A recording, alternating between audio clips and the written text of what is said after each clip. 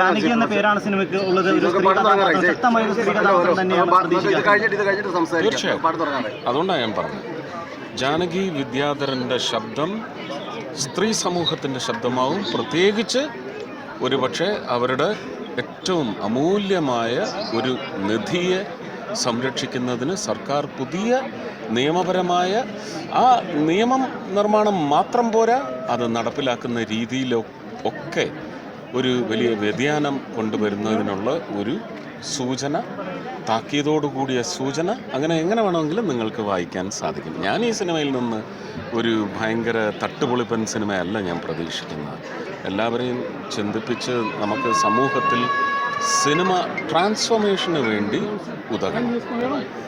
Revolutionary transformation, ജീവിത രീതിയിലേക്ക് നമുക്ക് വിപ്ലവാത്മകമായ മാറ്റങ്ങൾ കാലത്തിനനുസൃതമായി വരുന്നതിന് വേണ്ടി നമുക്ക് ചർച്ചാ വിഷയമാകുന്നതിന് സിനിമ ശക്തമായ മീഡിയമാണ്. അങ്ങനെ ഒരു ശക്തി ഈ സിനിമയ്ക്കുണ്ട്. ഏറ്റവും പുതിയ വാർത്തകളും വിശേഷങ്ങളും വിരൽത്തുമ്പിലറിയാൻ സീ മലയാളം ന്യൂസ് എല്ലാ ഡിജിറ്റൽ പ്ലാറ്റ്ഫോമുകളിലും ലഭ്യം.